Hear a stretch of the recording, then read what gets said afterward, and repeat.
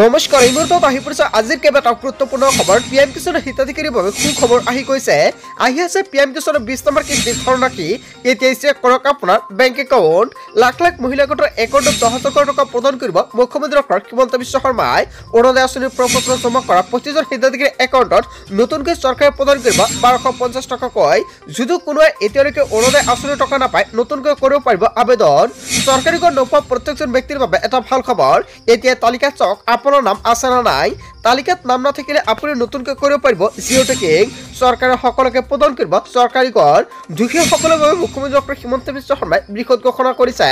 লগতে কেইবাটাও ৰাজনৈতিক খবৰৰ লগতে অৰাজনৈতিক খবৰ যুগুত কৰা হৈছে আজিৰ দিনটোত। গোটেই অসম তথা ভাৰতৰ বিভিন্ন প্ৰান্তৰ পৰা যুগুত হৈছে কেইবাটাও ডাঙৰ খবৰ। এনেবোৰ খবৰ নিতৌ পাই থাকিবলৈ চেনেলটি ছাবস্ক্ৰাইব কৰি ভিডিঅ'টো এটা লাইক কৰিবলৈ নাপাহৰিব। আজিৰ আমাৰ প্ৰথম খুব এক গুৰুত্বপূৰ্ণ খবৰ হৈছে অসমবাসীৰ বাবে এটা ডাঙৰ খবৰ। কোটি কোটি লোকৰ একাউণ্টত সোমাব চৰকাৰী ধন। পিএম কিষাণৰ হিতাধিকাৰীৰ বাবে সুখবৰ আহি পৰিছে। জুনত চৰকাৰে মুকলি কৰিব পিএম কিষাণৰ 20 নম্বৰ কিস্তিৰ ধনৰাশি। হয় বন্ধু বান্ধৱীসকল, জুন মাহৰ প্ৰথম সপ্তাহতে কোটি কোটি কৃষকৰ একাউণ্টত টকা প্ৰদান কৰিব কেন্দ্ৰীয় চৰকাৰে। কিন্তু তাৰ আগতে কৰিব লাগিব কেইবাটাও গুৰুত্বপূৰ্ণ কাম। কেনেকৈ চাব তালিকাত আপোনাৰ নাম আহিছে না নাই। বহুতো হিতাধিকাৰীৰ নাম কৰ্তন কৰা হৈছে তালিকাৰ পৰা। এতিয়া আপুনি লগ ইন কৰক pmkisan.gov.in। ইয়াৰ পিছতে যাওক বেনিফিচিয়াৰী লিষ্ট অপশ্যনত। ৰাজ্য জিলা গাঁও বাছনি কৰি চাওক তালিকাত আপোনাৰ নাম আছে না নাই। কোন জিলাত কিমান ভুৱা হিতাধিকাৰী আছে তাক লৈ কেইবাটাও গুৰুত্বপূৰ্ণ সিদ্ধান্ত গ্ৰহণ কৰিছে কেন্দ্ৰীয় চৰকাৰে। আৰু বহুতো হিতাধিকাৰীৰ নাম বঞ্চিত কৰা হৈছে এই পিএম কিষাণৰ 20 নম্বৰ কিস্তিৰ ধন লাভৰ পৰা। এতিয়া ভুলৰ বাবে আপুনি নাপাব পাৰে পিএম কিষাণৰ ধনৰাশি। বাধ্যতামূলক KYC নকৰাসকলে বঞ্চিত হ'ব পিএম কিষাণৰ ধন লাভৰ পৰা। 20 নম্বৰ কিস্তিৰ ধন পাবলৈ হ'লে কৃষকে কৰিব লাগিব বাধ্যতামূলক KYC সম্পূৰ্ণ নকৰিলে বঞ্চিত হ'ব পিএম কিষাণৰ 20 নম্বৰ কিস্তিৰ ধন লাভৰ পৰা। ভুৱা নথিৰে আঁচনিৰ ধন লোৱা কৃষকে পৰিব ভয়ংকৰ বিপদত। তাক লৈ কেইবাটাও গুৰুত্বপূৰ্ণ মন্তব্য কৰিছে কেন্দ্ৰীয় চৰকাৰে। কোটি কোটি লোকৰ একাউণ্টত সোমাব চৰকাৰী ধন।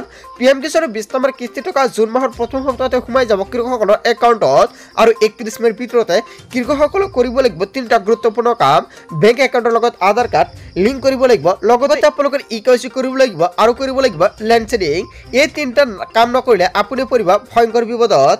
তাৰপিছত অসমবাসী ৰাজধানী অসমৰ পৰৱৰ্তী খুব গুৰুত্বপূৰ্ণ খবৰ, লগতে ডাঙৰ খবৰ। কেঁচাগড়ৰ ছাৰ্ভে কৰাৰ পিছতো পকীঘৰ নোপোৱাসকলৰ বাবে ডাঙৰ খবৰ আহি পৰিছে। শীঘ্ৰে সকলো দৰিদ্ৰ পৰিয়ালে পাব চৰকাৰী পকীঘৰ। সকলো দৰিদ্ৰ পৰিয়ালৰ বাবে কেন্দ্ৰীয় চৰকাৰে নতুনকৈ দিব ছাৰ্ভেৰ সুবিধা। শীঘ্ৰে আৰম্ভ হ'ব নতুন ছাৰ্ভেৰ কাম কাজ। আপোনাৰ কেঁচাগড়ৰ ছাৰ্ভে মোবাইলৰ জৰিয়তে আপুনি নিজে কৰিব পাৰিব। কেঁচাগড়ৰ এখন ফটো দিয়ক আৰু আপুনি পাওক চৰকাৰী পকীঘৰ। যাৰ এতিয়ালৈকে কেঁচাগড়ত আছে এতিয়ালৈকে শীঘ্ৰে পাব পকীঘৰৰ সুবিধা। যদি আপুনি পকীঘৰ পোৱা নাই তেনে ক্ষেত্ৰত আপোনাৰ বাবে এটা ভাল খবৰ। কোনো দৰিদ্ৰ পৰিয়াল কেঁচাগড়ত থাকিব নালাগে। কেঁচাগড়ৰ ছাৰ্ভে কৰাৰ পিছতো পকীঘৰ নোপোৱাসকলৰ বাবে এটা ভাল খবৰ আহি পৰিছে। যদি আপুনি ছাৰ্ভে কৰাই ৰাখিছে তালিকাত আপোনাৰ নাম অহা নাই তেনে ক্ষেত্ৰত শীঘ্ৰে তাৰ বাবে চৰকাৰে আপোনাৰ ব্যৱস্থা গ্ৰহণ কৰিব। কিন্তু চৰকাৰে আৰু এখন নতুন তালিকা প্ৰকাশ কৰিব।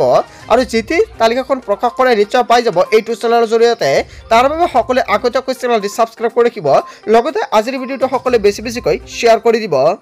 তাৰপিছত অসমবাসী ৰাজধানী অসমৰ পৰৱৰ্তী খুব গুৰুত্বপূৰ্ণ খবৰ, লগতে ডাঙৰ খবৰ।